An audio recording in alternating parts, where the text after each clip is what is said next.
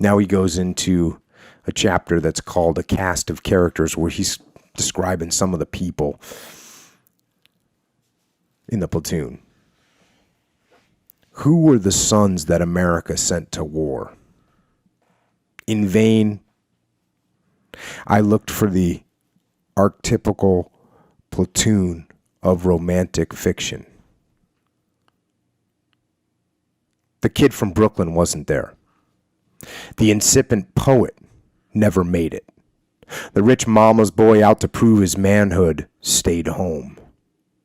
As a cross-section of America's youth, the platoon was a complete failure. So all these typical characters that you see in the movies and this idea that it's a cross-section of America, no, it wasn't. The military draft was never concerned with equity.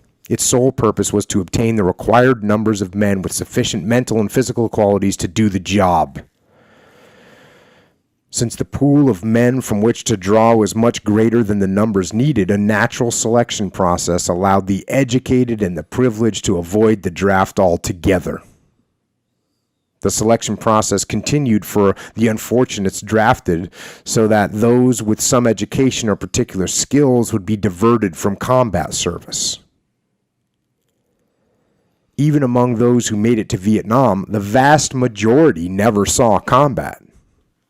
Only those without skill, without schooling, and without friends, or who were obstinate in the face of ceaseless proselytizing against their obligation to serve, made it to the field. And they knew it.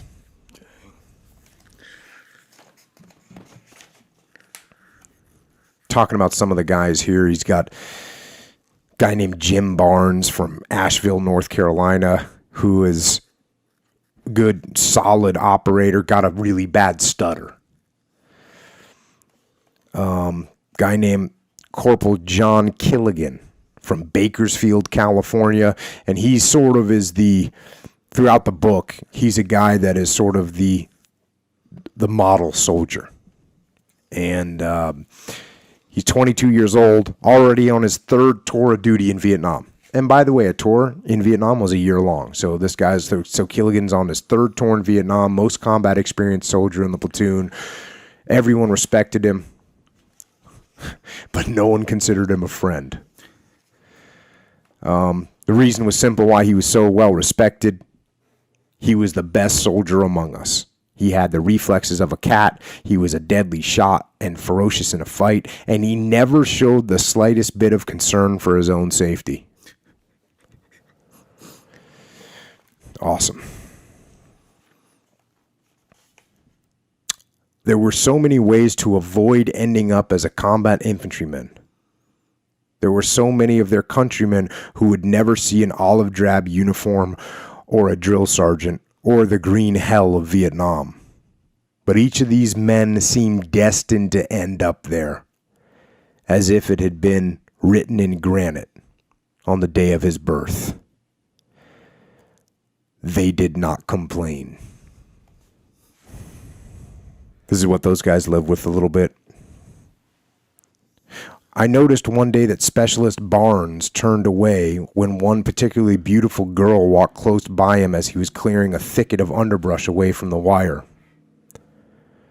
The girl's left arm was missing, her empty sleeve folded neatly and pinned to her shoulder. "What's the matter, Barnes?" I asked. In his painstakingly slow stutter, Barnes explained that the girl and her lover were among a group of armed Viet Cong who walked through one of our ambushes one night. The ambush was sprung. The boyfriend was killed, and the girl's arm was mangled by a bullet.